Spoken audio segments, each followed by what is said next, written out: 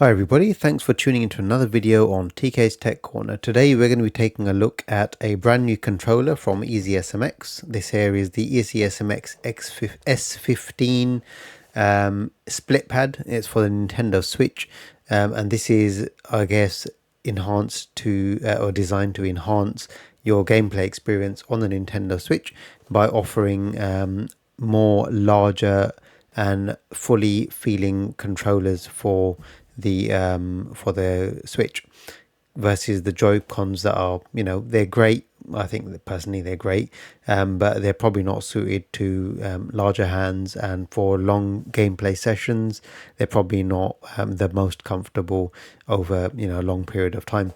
So this product here is aimed at doing just that, giving comfort, while some pro level features such as programmable buttons on the back, and then also customizable joysticks and other features that we'll also take a look at. So what EasySMX have done here is they brought all of the good features that you typically see in their in their the other controller ranges. You've seen loads of their controllers that are reviewed for them on this channel, and they've effectively tried to put all of those good features and ideas that they've packed into some of their other incredible controllers into something that is now compatible on the Nintendo Switch. And also they bought some fancy RGB lighting to the controllers. It's the first time that we're going to be seeing this from EasySMX for the Nintendo Switch. So let's just have a quick look at the controllers. We'll go over all of the features. So here are the Joy-Cons. It's not the first time we've seen something like this for the Nintendo Switch. There are other products similar to this on the market, but I think this is a fully featured pro version of those options, or other options like this anyway, where we're going to see large controllers that have got some premium features, and we're going to go through them all. So in the box we've got the two Joy-Cons. They do feel very nice, but I'm going to go through that again in detail in a minute. We've got a charging cable, USB-A to USB-C. There's one cable, and it's worth noting that I think they charge independently because there's a C port on the bottom of each one there, but additionally they will charge through the Nintendo Switch. We can see the contacts there inside the rails as well, so they will be connected directly to the Nintendo Switch when they're docked. And I'm really struggling getting the camera focusing in on there, but you get the idea. Maybe if I hold them both up, then you'll be able to see what's going on. So you can see the contacts there on both Joy-Cons, right? Bit of paperwork which we may need, I'll come back to that in a minute. And what we've also got in the box here is two additional thumbstick caps, and this, or the analog sticks, and this is for increased height. So they come with two different options. I think one is 6mm and one is 10mm height adjustment. So if you prefer your sticks to be taller, then that option is also available. So as I said, we're really getting those pro features into a Joy-Con here for the Nintendo Switch. I'm just going to get rid of the box quickly.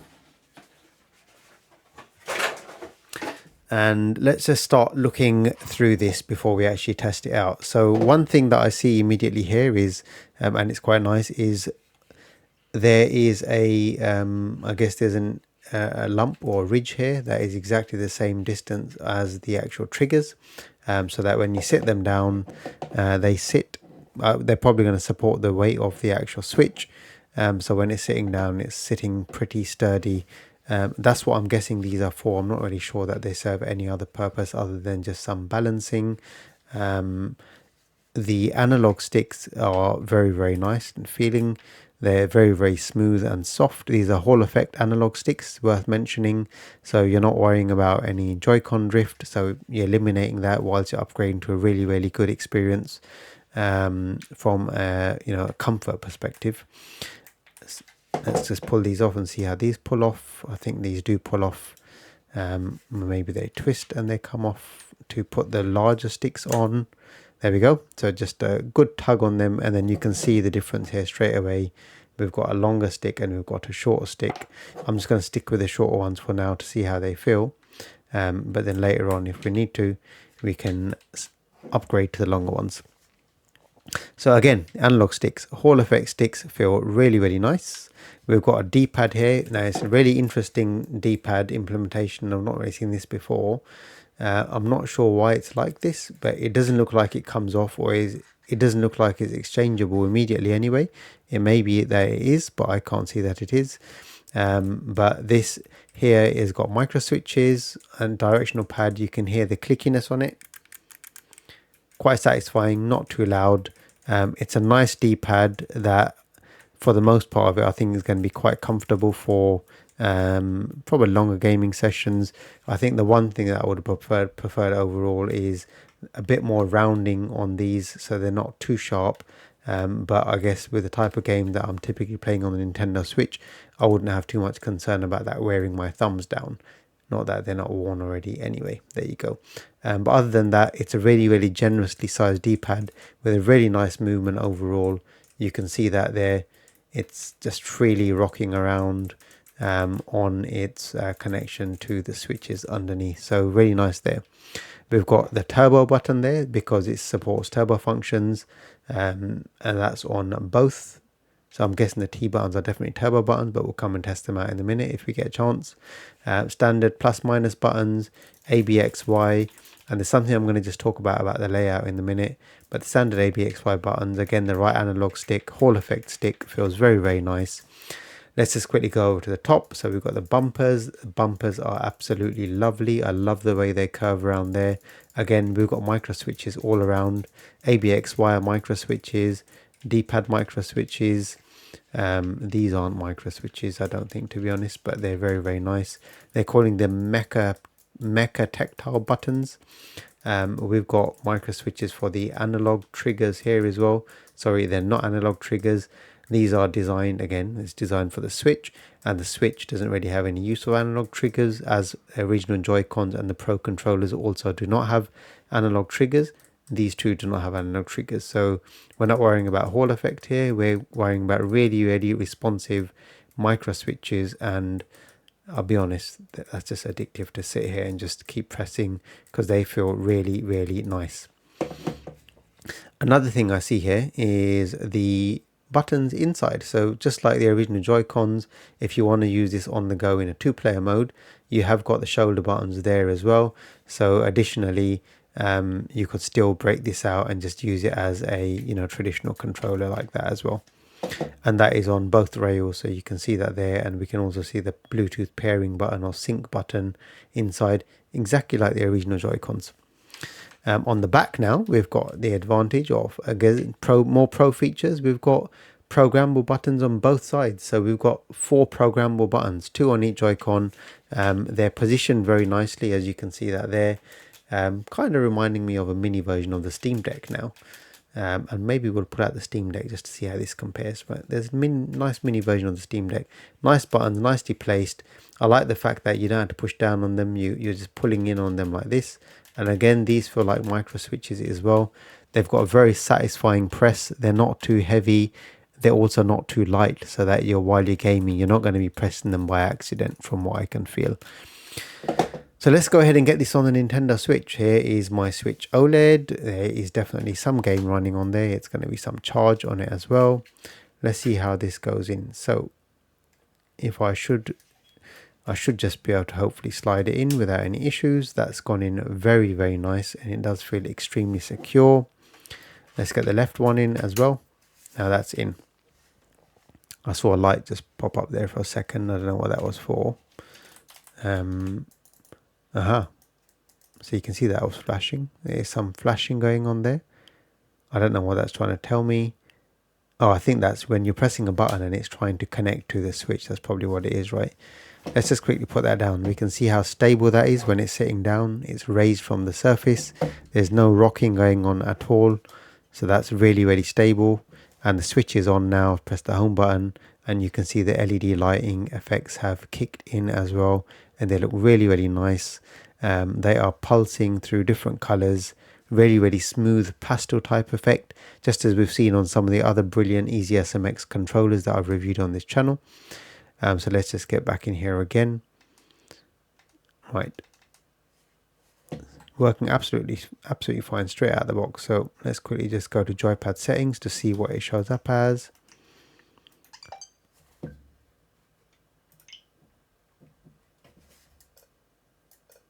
Right, it's saying play with the Joy-Con controller detached from the console.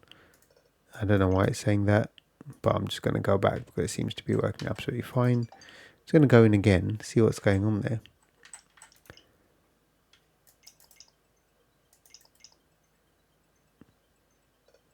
Yeah, interesting. Okay.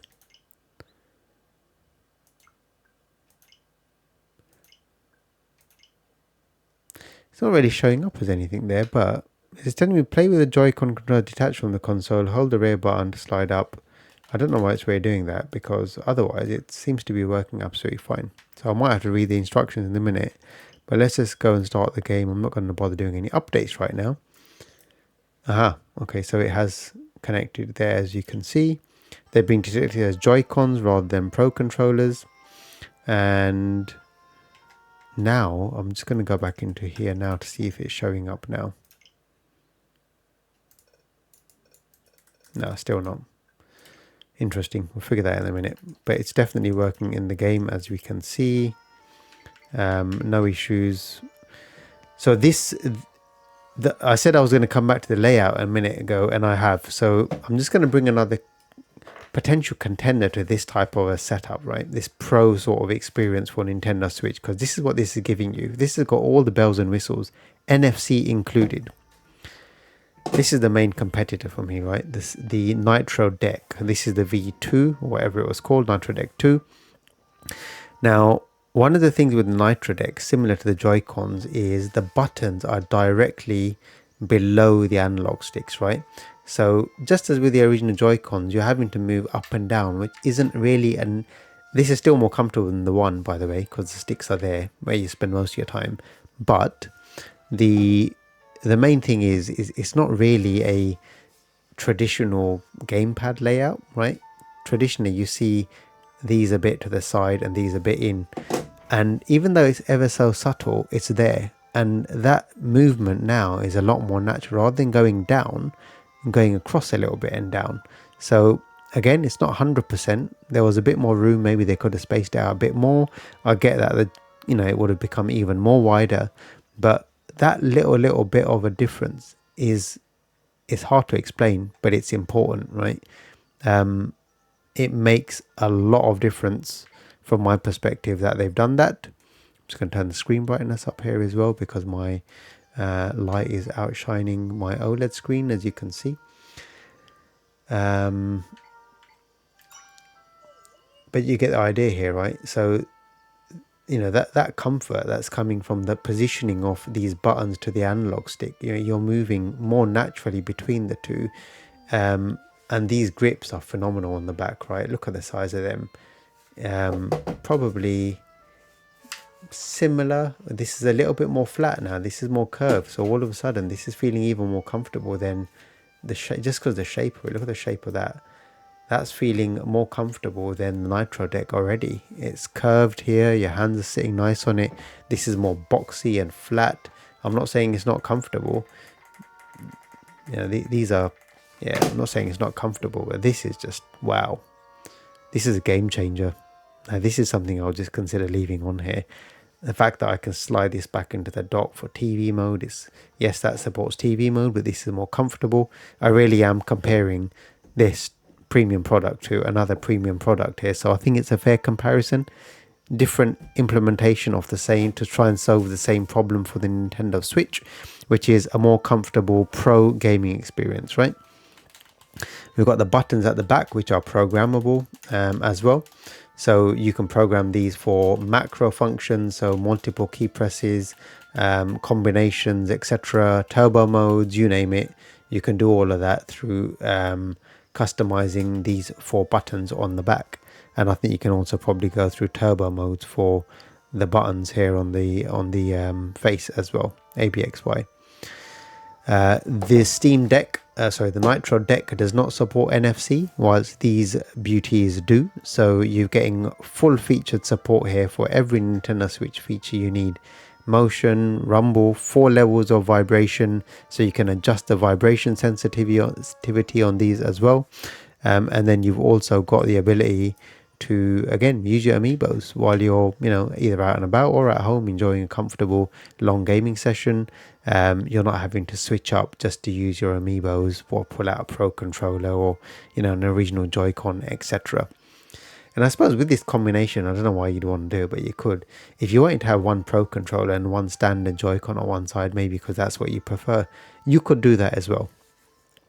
One thing that is probably worth bearing in mind is, obviously, because of the size of these versus the original Joy-Cons, is you are going to need to invest in a larger case.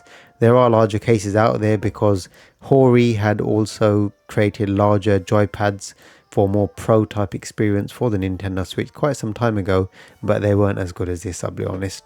But I have no doubt that this configuration will fit into those cases that are already out on the market, and I'm sure, no doubt, EasySMX will probably be also bringing out a case so that you can keep these on your console and take them out and about as well, because it would be a shame not to be able to. When you get used to something like this, going back to normal Joy-Con is probably going to be pretty hard, I reckon. So I'm just going to try and get out of this menu. Monsters, we need what? Yeah, whatever he's saying. This is Echoes of Wisdom. Let's have a little walk around. So this, really, really nice overall. This is working fine as well. D-pad. All feels very, very natural, if I'm honest. Natural, comfortable, and just very, very nice. I'm going to have a quick play there. I'll hold it up so you can see what's going on as well. Right. It just feels lovely. It really, really helps to hold the weight off the switch up.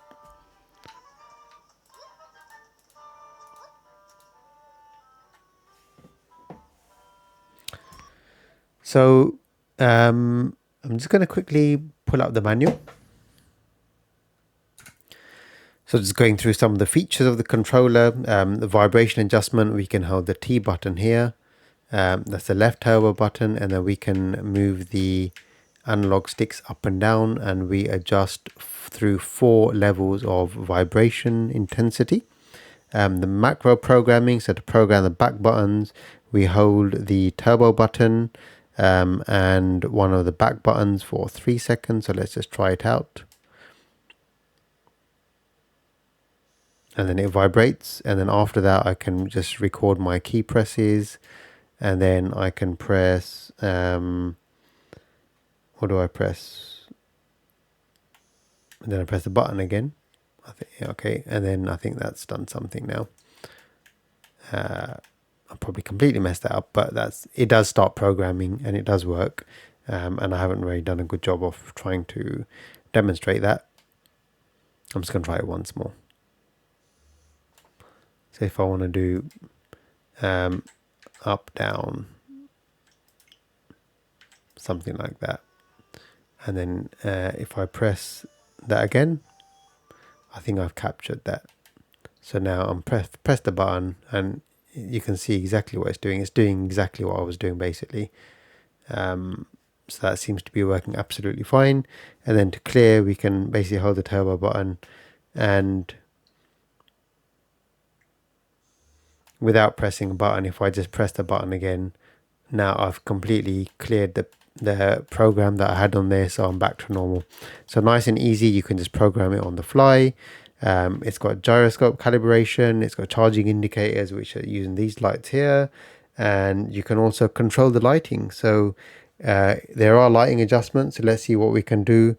I think we can turn it up and down, change the lighting modes, and we can probably turn it off as well. So let's just explore some of these features. It says if we hold the T, I'm guessing it's the left T, and the left joysticks to turn left and right. Is that right? Aha, right. So that adjusts the lighting brightness. As you can see, it's getting brighter, and now it's getting dimmer. Right, okay. And then the right joysticks to turn. Okay. Right, so we can So we're adjusting the brightness individually. So you can see this light has gone up there, and this one is still down. So I can also adjust that one brighter now, and then I can turn this one down.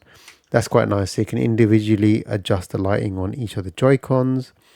T and SL buttons to change the lighting color. Where is the SL button? It's inside, is it? Right, okay, I'm not going to do that right now. And then T and minus for 5 seconds to turn the left control lights on and off. Okay, so we can turn them off if you really want lights off. That's gone off. And then again, to turn the right ones off, I can turn them off as well, probably. That's gone off. And probably to turn them on, turbo, and the same button again, either the plus or minus depending on which Joy-Con you're on, and you can see they've turned on. So if you're distracted by them, probably just nice to leave them nice and low, but they do look really, very nice when they're on, to be honest. And hopefully not draining too much battery power off the Switch. While I've been playing with it, it's only killed 3%, so I don't think they're going to be using that much battery. It's probably worth noting the battery life of these things as well. So they've got 650 milliamp hour batteries in them, and they're going to just be charging once they're connected, which is fantastic. So I think that's enough for this fantastic joypad, EasySMX S15 split pad for Nintendo Switch. I'm going to put a link to this product in the description below in case you want to hit it up and buy one for yourself. They're currently on an early bird offer. They're down from £48 to £42 if you're buying them in the UK, and I think there's also an equivalent $8 odd discount if you're buying them in the States. So on that note, I'm going to say thank you very much for watching. If you've got any questions about this awesome product, please ask them in the comment section below. If you've enjoyed the video, please leave a thumbs up. And if you haven't already done so, please hit subscribe in the bottom right hand corner to support my channel. I really do appreciate it. Thanks for watching. I'll see you in the next one.